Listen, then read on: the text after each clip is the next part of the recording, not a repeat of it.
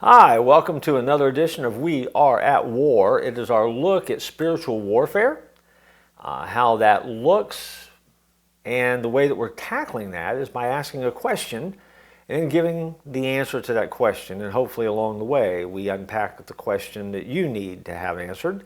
And if not, these are answers that will help you as you deal with, minister to, and encourage other people who are recognizing the fact that we have a spiritual war that's taking place behind the veil in the culture we live in. Here's the question: how powerful is Satan? If you watch a horror film, it looks like Satan is all powerful. If you watch a horror film, it looks like Satan always wins, because there's always that little extra scene that they add at the end where it looks like things aren't really over even though you think it's over. I recently watched a film that I'm not going to recommend to you, but I watched it.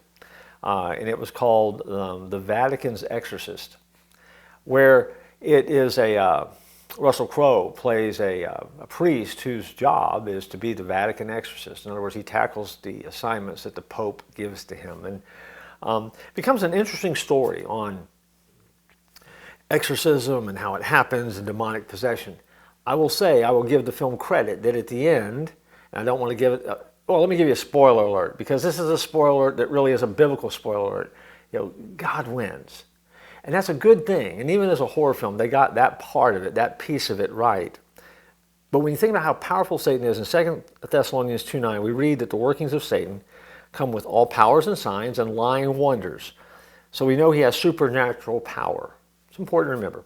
In 1 Peter 5:8, it describes Satan as a roaring, devouring lion. He is deceptive. He is seductive. He has his own armor. He has his own strongholds. He has his own strong men.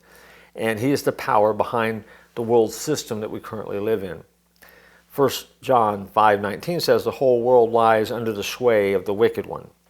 So Satan definitely has power which, apart from our relationship with Christ, we should be afraid of.